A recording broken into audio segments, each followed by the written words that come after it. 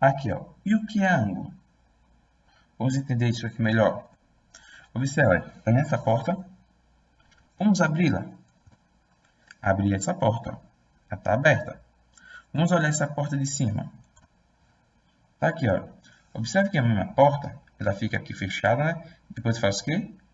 Vou abrir essa porta. Ela faz esse movimento aqui, ó.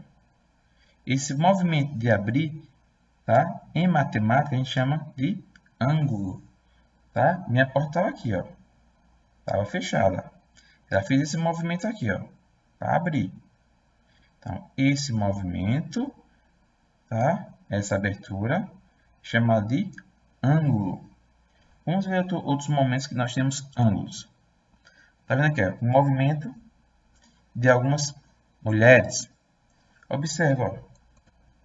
Aí eu tenho um ângulo, tá? Essa abertura é chamada de ângulo. Aqui também é outro ângulo. Então, tudo isso aqui, ó, essas aberturas que nós temos com movimento, ó, ângulo, ângulo. Aqui, ó, temos um ângulo, tá? Temos outro ângulo aqui, ó. Todo esse movimento aqui, ó, são ângulos que podemos fazer com o nosso corpo. Outro ângulo aqui, ó, tá? Então, tudo isso aqui, ó, todo esse movimento que podemos fazer no nosso corpo, chamado de ângulo. Vamos à definição matemática do que é um ângulo. Ó, ângulos. Ângulo é a medida de abertura entre duas semirretas que possuem a mesma origem, tá? Observa aqui, ó, eu tenho a origem aqui, tá? E aqui é a semirreta, essa semirreta e essa semirreta, porque, ó, tem início, porém para um sentido não tem fim, ó. Início, para outro não tem fim. Essa região aqui, ó, é um ângulo e essa outra aqui, ó, também é outro ângulo, tá? Em matemática, na maioria das vezes, a gente sempre vai estudar os ângulos convexos, que é essa região interna aqui, ó. Toda essa região interna aqui é o que nós vamos estudar com ângulo. Agora, elementos do ângulo. Primeiro, nós temos a origem, que é chamada de vértice, que é esse pontinho aqui, ó, chamado de vértice. Temos o lado do ângulo. Então, ó, início no vértice O, passando pelo ponto A. Então, aqui é o lado. Lado OA e lado OB. Tá aqui, ó, a origem no ponto O é o vértice do ângulo. As semirretas OA, observe, tem início e não tem fim. Tem início e não tem fim. Então, temos duas semirretas para formar os dois lados. Tá certo? Esses são os elementos do ângulo. E como é que eu posso representar esse ângulo aqui, ó? Vou fazer assim, ó. Vou fazer assim. Ângulo AOB. Tá? Ponto de um lado, ponto do outro, e entre eles o vértice, a origem do ângulo. Tá certo, meninos? Medidas de um ângulo. Para medir um ângulo, a gente faz o quê? Utilizamos a unidade do que? O grau. E o que é o grau? O grau é pegar uma circunferência, isso aqui, ó, e dividi-la em 360 partes iguais. Observe esse transferidor aqui, ó. Eu tenho eu pego isso aqui, ó. Aqui, ó.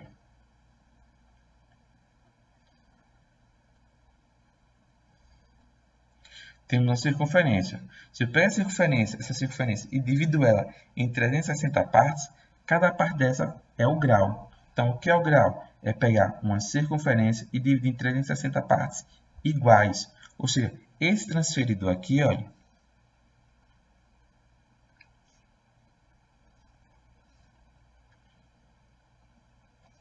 esse transferidor aqui está dividido em 360 partes iguais. Cada partezinha dessa aqui, olha, é um grau, tá? Olha aqui, ó, início, tá certo? Início 0 grau, ó.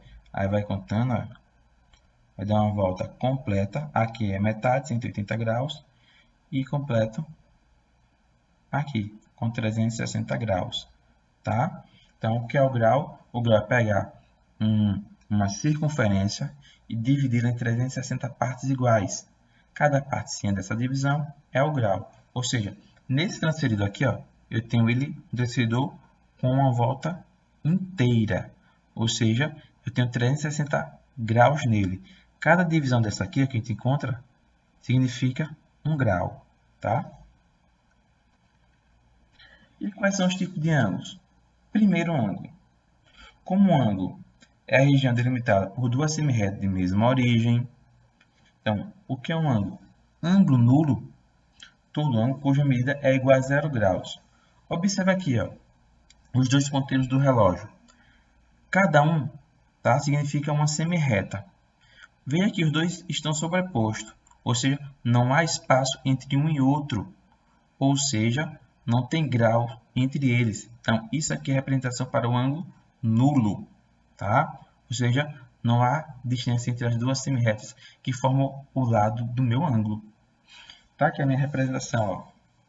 Representação para ângulo nulo. Ângulo reto, ou seja, a distância entre as duas semirretas, tá, que formam os lados do meu ângulo, é de quanto? De 90 graus. Aqui significa 90 graus. Tá? Chama-se ângulo reto. Tá? O que é um ângulo reto? É um ângulo com medida de 90 graus. Olha aqui, ó, do ponteiro do meu relógio. Aqui, ó, eu tenho um ângulo reto, um ângulo de 90 graus. Ângulo agudo. Qualquer ângulo que sua medida for maior que um ângulo nulo e menor que um ângulo reto. Tá aqui, ó. Tá aqui. No ponteiro do relógio, as duas semirretas, tá? Aqui eu tenho um ângulo de 30 graus. Ou seja, é um ângulo maior que um ângulo nulo, porém é menor que o ângulo de 90 graus. Então, todo ângulo que for maior que 0 e menor que 90 chama-se ângulo agudo. E aqui, ó, ângulo raso. O que é um ângulo raso? É um ângulo que tem medida igual a 180 graus. Ou seja, olha aqui, ó, essa distância entre os ponteiros do relógio é um ângulo raso. Ou seja, é um ângulo que é a metade de uma volta. Ou seja, é um ângulo de 180 graus. O que é um ângulo obtuso?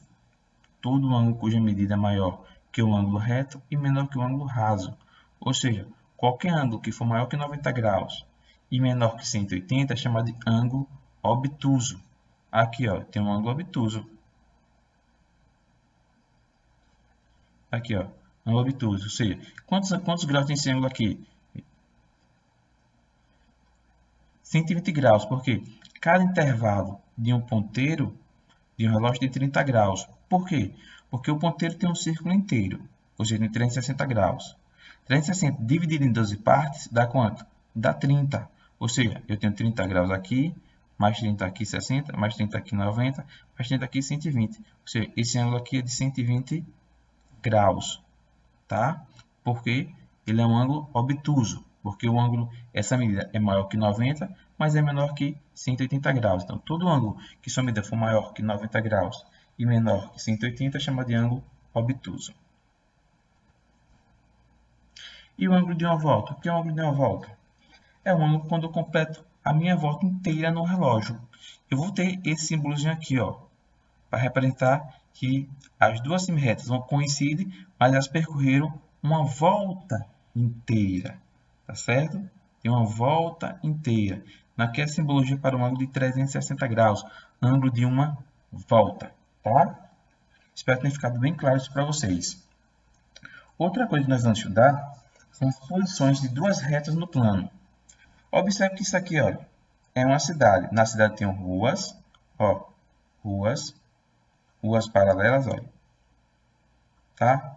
Ruas nessa posição aqui, ó. Ruas nessa posição aqui, ó. Tem ruas aqui assim, ó. Aqui. Essas ruas, matematicamente, elas vão receber o nome. Vamos entender isso melhor. Aqui, antes de continuarmos, observe a planta de Aracaju de 1855. Ela foi planejada com retas paralelas e perpendiculares, tá? Como se fosse um tabuleiro de xadrez. Aqui é uma planta de Aracaju, tá certo? Que é como foi planejada a nossa cidade. Observe, nós temos retas nessa posição, ó, que são as ruas. Temos retas nessas outras posições, olha. Podemos classificar essas retas com alguns nomes. Vamos entender. Aqui, ó, ainda mais da foto da nossa bela cidade de Aracaju, tá? Com suas retas planejadas, ó. Aqui, ó. Tá? Aracaju foi uma das primeiras cidades a ser planejada no nosso país para sua construção. Se chegarmos ali no centro, nós vamos perceber isso, que lá as ruas são todas perfeitazinhas, tudo organizado, tá? Porque houve um planejamento no seu início, tá? Tá aqui, olha. Temos algumas classificações. As nossas ruas, elas podem ser o quê? Paralelas, ou seja, elas não se cruzam. Como é que eu chamo isso? Chama-se de retas paralelas, tá? E que são retas que estão no mesmo plano, tá? Mas não tem ponto em comum. Como é que eu vou representar isso? Olha, estou aqui com a reta R e com a reta S.